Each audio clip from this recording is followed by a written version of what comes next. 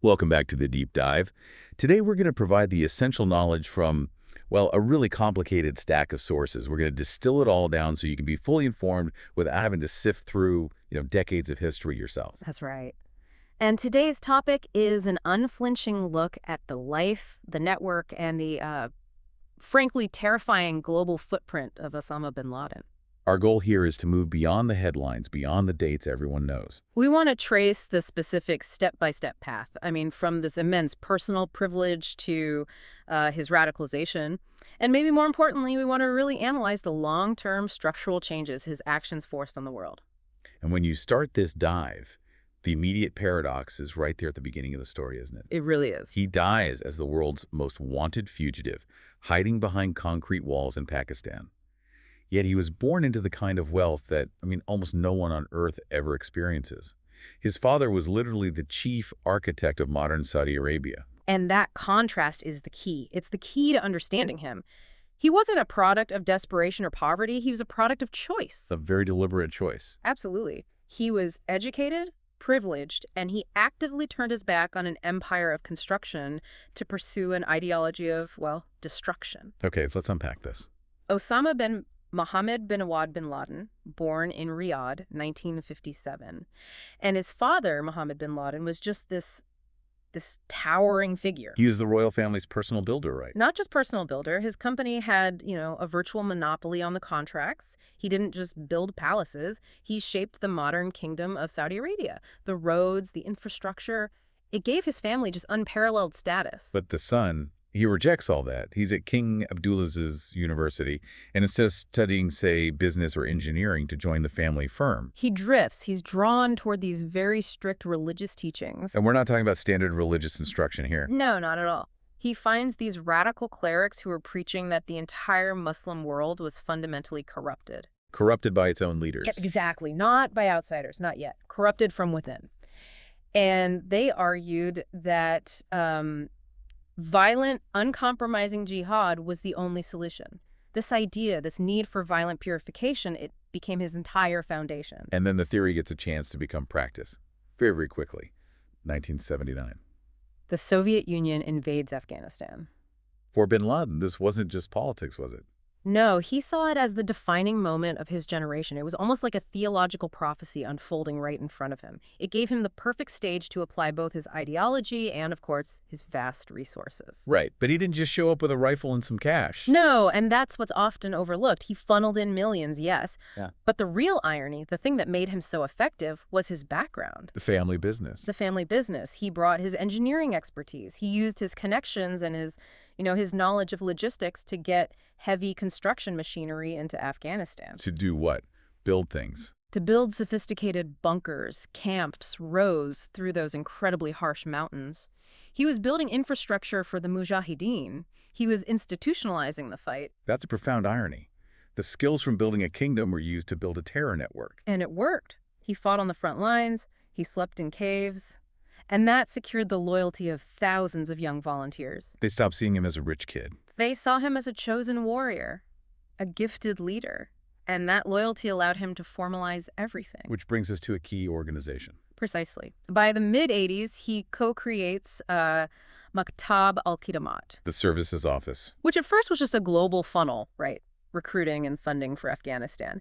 But it quickly evolved into something much more permanent. Al-Qaeda. Al-Qaeda, the base. And suddenly, it's not about regional defense anymore. It's about a global ideological revolution. So he's built this powerful network. But what's the specific event that turns his focus, all that rage, onto the United States? That moment came in 1990. Saddam Hussein invades Kuwait. Bin Laden immediately goes to the Saudi monarchy and offers his fighters, his battle-hardened Arab Afghans, to defend the kingdom. And they said no. A definitive no.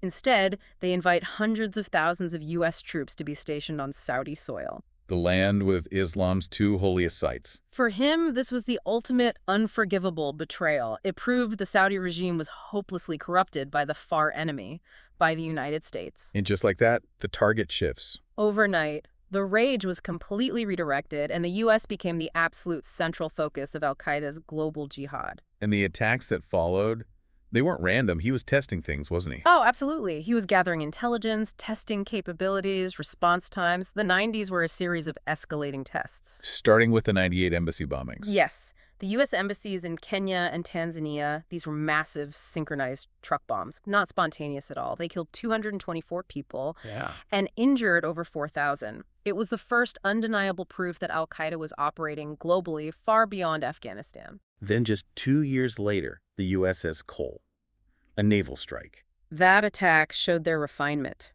It was a suicide boat packed with explosives that killed 17 U.S. sailors.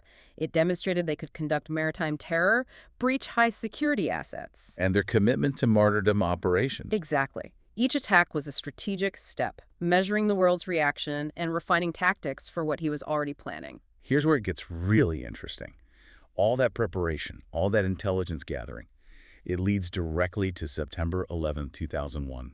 4 planes, 4 teams, targeting the pillars of American power finance, military, and governance. Let's trace that morning, because the sequence of events is so important. It is. It's a story of unfolding certainty. At 8:46 a.m., Flight 11 hits the North Tower.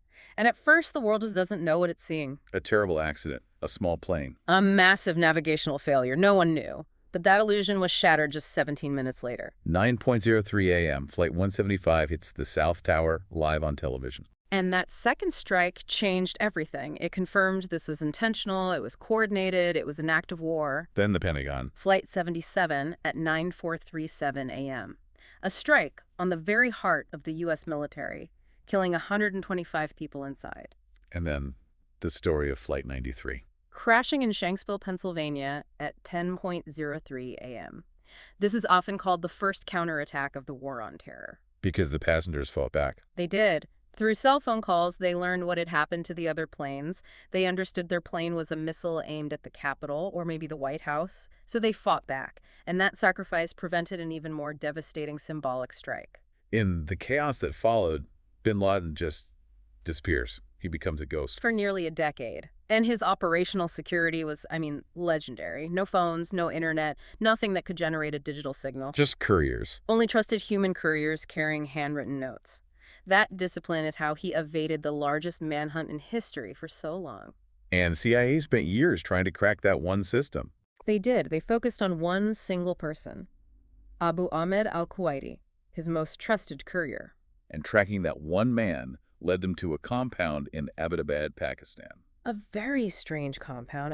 Why would this expensive building right near a military academy have 18-foot walls topped with barbed wire? Of all the suspicious details, what was the one that really screamed high-value target to the analysts? It was the trash. The trash. Or rather, the lack of it. The residents burned all their trash. They never put it out for collection. That extreme measure in a dense urban area, it just signaled that someone inside was pathologically concerned with leaving no trace. And the final piece of the puzzle was almost mundane. It was. It was a tall man who would walk in circles for exercise every evening inside the walls. They nicknamed him the Pacer. All the evidence, bit by bit, started pointing to one person. Which brings us to Operation Neptune Spear, May 2nd, 2011. The final act. A SEAL Team 6 mission, 2 stealth helicopters. The whole thing on the ground lasted just 38 minutes. Bin Laden was killed on the 3rd floor. But his death wasn't the end of the story.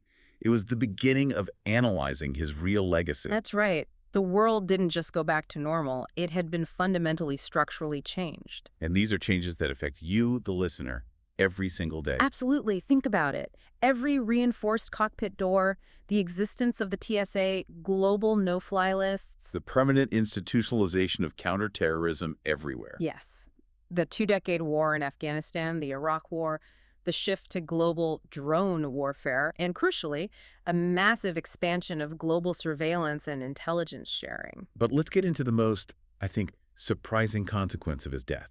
The vacuum he left behind. The rise of ISIS. Which was a completely different kind of beast. A different ideology. See, bin Laden's strategy was always the far enemy. Attack the U.S. to force it out of the Middle East so local regimes would collapse. But ISIS didn't care about the far enemy. Yeah. ISIS pursued the near enemy. When he was killed, the groups that filled that vacuum decided the priority wasn't hitting New York. It was seizing and holding territory now. Establishing a physical caliphate. Which made them even more brutal. And more bureaucratically organized. It led to total regional collapse and displaced millions of people. So His ultimate goal was to shatter the world, to replace unity with fear. Hmm. But if you really look at it, the final paradox is his ultimate failure. I think so. If his goal was to isolate nations, to turn the West against itself, he fundamentally failed. The immediate aftermath of 9/11 drove nations to build these unprecedented alliances. Stronger intelligence sharing than ever before. Exactly. Collective defenses that simply didn't exist before. So what does this all mean? Osama bin Laden certainly changed history, maybe more than any single non-state actor in this century. But he didn't change it in the way he intended. He created terror, yes, but he also catalyzed global institutional resilience. And that resilience, that deep daily coordination across international security, that's his ultimate failure, isn't it? It's his paradoxical failure. It's the world pushing back, not just against the shadow he cast, but against the very ideology he tried to export. And that's the final thought we'll leave you with. Consider that resilience. The next time you're in an airport or you hear about international intelligence cooperation, recognize that this complex system is the lasting counter-legacy to the fear he tried to instill. Thank you for joining us for this deep dive.